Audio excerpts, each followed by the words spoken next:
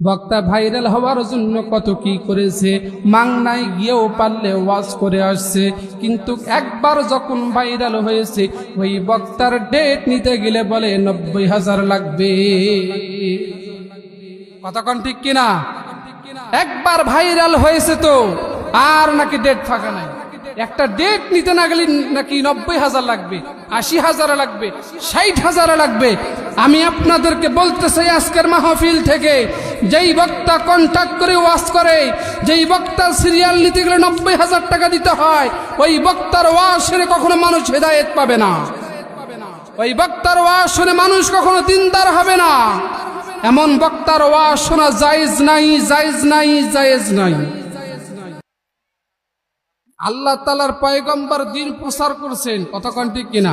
আল্লাহর নবী দিন প্রচার করতে গিয়ে মার খেয়েছেন, রক্ত ঝরাইছেন, আর বক্তা ওয়াজ করতে গেলে মুরগির রান খায়, পাঁচেরও গাড়ি নিয়ে যায়। কি এক অবস্থা রে ভাই! হ্যাঁ, আমরা ইলমে দিন শিক্ষা দিব, মানুষের সামনে কোরআন হাদিসের কথা বলবো। একবার না ভাইরাল হয়েছে, ভাইরাল বক্তার খুঁজে পাওয়া যায় না।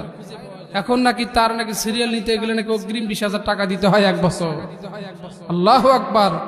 এমন বক্তা থেকে আল্লাহ তাআলা আপনাকে আমাকে হেফাজত করুন, বলেন আমিন। আর জোরে বলেন আমিন।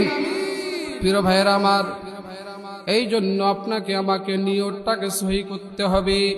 ইলমে দিন শিক্ষা করতে যাব, ইলমটা শিক্ষা করতে যাব, নিয়তটাকে সহি করতে হবে।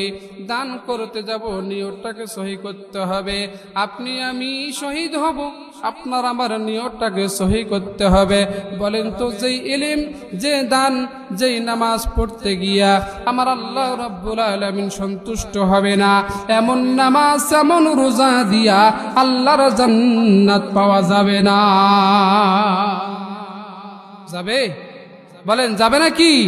এমন নামাজ দিয়ে কি জান্নাত